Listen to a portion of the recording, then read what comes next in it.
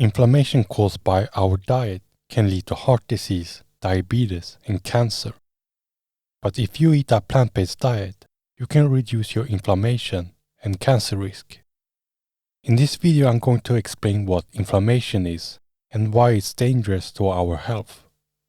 Then you're going to discover why animal products can increase your inflammation. And finally, you will discover how to reduce your inflammation with a plant-based diet. Inflammation is the immune system's natural response to injury or illness. There are two types of inflammation, acute and chronic inflammation. They have different causes, symptoms, and purposes. Acute inflammation often happens because of external injuries or accidents. Some signs of inflammation caused by an injury include redness, pain and tenderness, swelling, bumps or puffiness, warmth at the injury site, bruising, stiffness, and loss of mobility. Acute inflammation can last anywhere from a few days to a few months. During an injury, white blood cells trigger the release of several inflammatory chemicals. Some acute infections cause local inflammation. Most conditions caused by inflammation tend to end in itis, such as acute bronchitis, tonsillitis, acute appendicitis, sinusitis, or infective meningitis. Chronic inflammation can last for years or your entire life. It often begins when there's no injury or illness present. Chronic inflammation can cause diseases.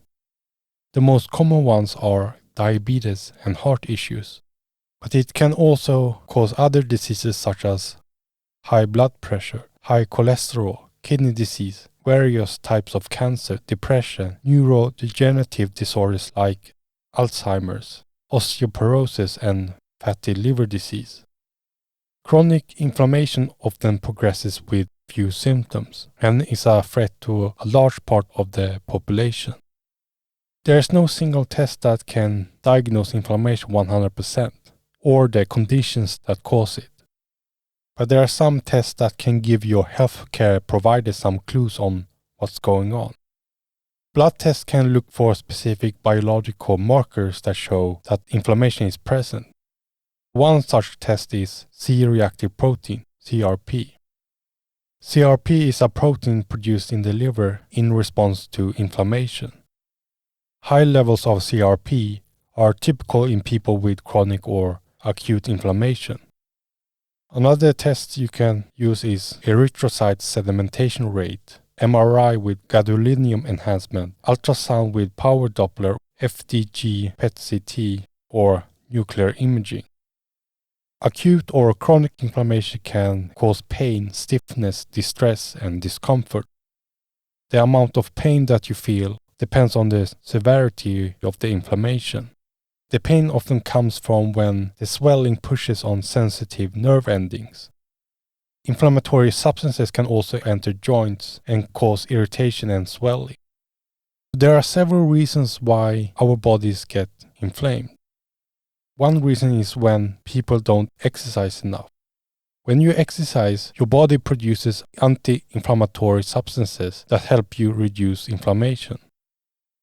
Smoking can also lower your production of anti-inflammatory molecules. Sex hormones like estrogen and testosterone suppress inflammation. And when you have low levels of these hormones, inflammation increases. Physiological stress and irregular sleep can also cause inflammation.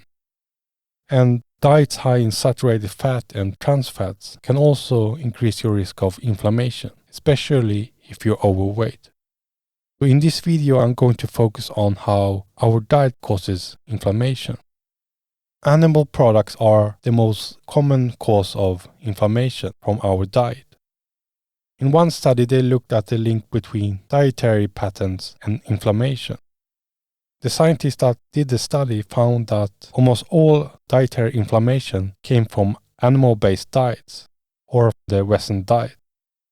And they also discovered that vegetable and fruit-based diets decreased inflammation. The reason why meat can cause inflammation is both the animal protein and the fat. In one study, 96 participants completed an 8-week randomized intervention trial. The study evaluated the effects of vegetable and animal protein on inflammation. The study concluded that animal protein caused higher levels of inflammation. Overweight or obese women have an increased risk of developing and dying from breast cancer. Inflammation may activate an enzyme that allows breast tumors to create estrogen. Too much estrogen in your body can increase your cancer risk. The compound that can increase your cancer risk is prostaglandin. Higher prostaglandin levels in women's urine correlate with breast cancer risk. A major ingredient in animal fats is arachidonic acid. Arachidonic acid creates prostaglandin.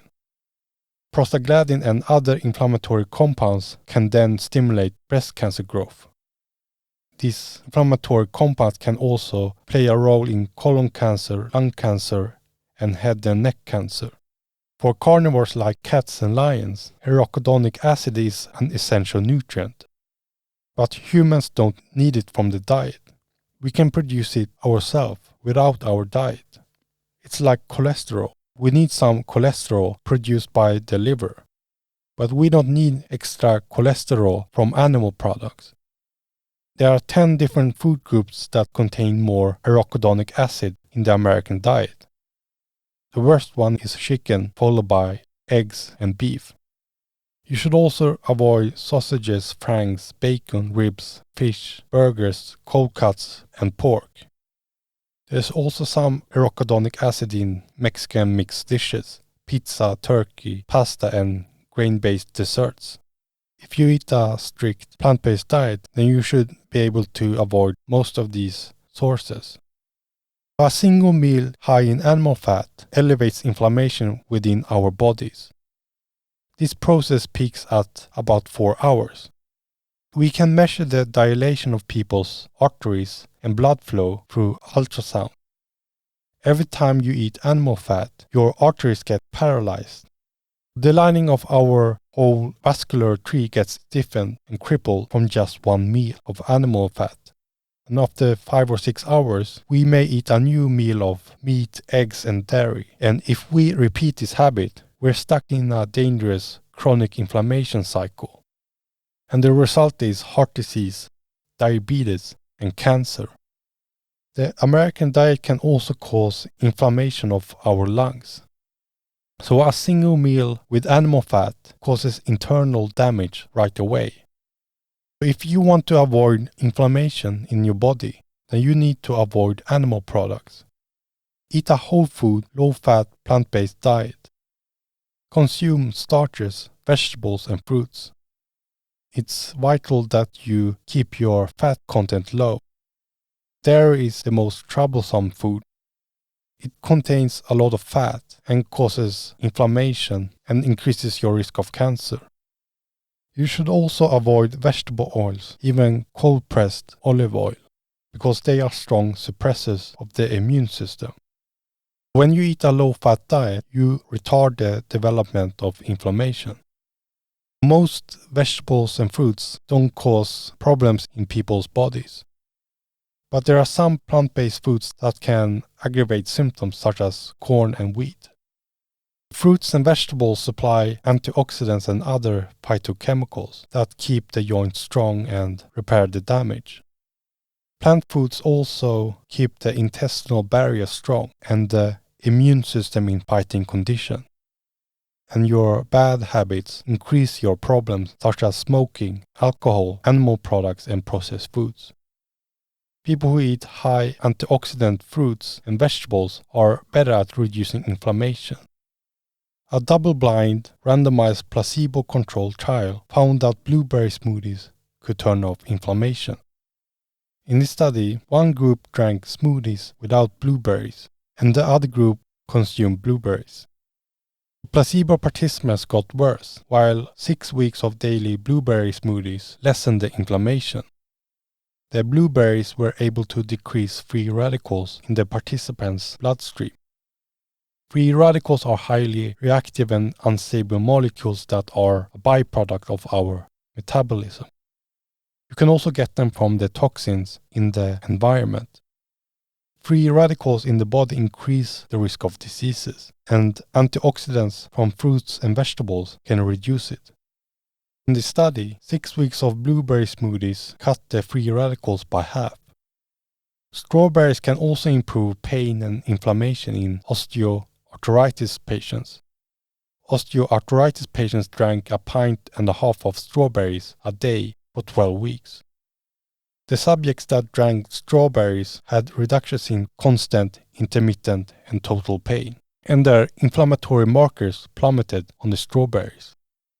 Berries can reduce pain, inflammation, and improve the quality of life in obese adults. Herbs can also help you fight inflammation. Herbs have some of the greatest antioxidant activities known. In one study, each participant ate a half teaspoon of herbs. They had different groups eating 10 types of spices. At the end of the week, researchers drew blood from participants and dripped the subject's blood plasma in petri dishes.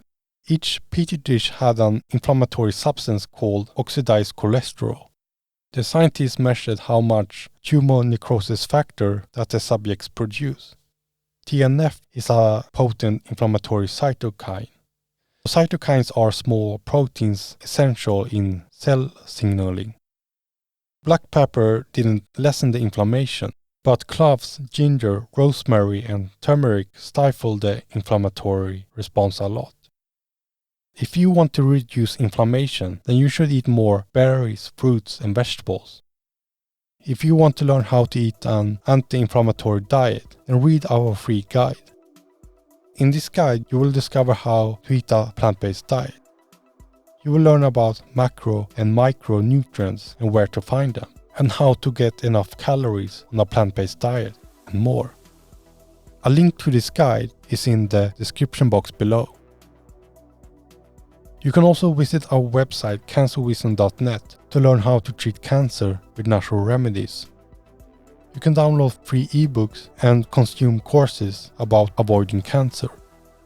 Thanks for watching, and I'll see you soon.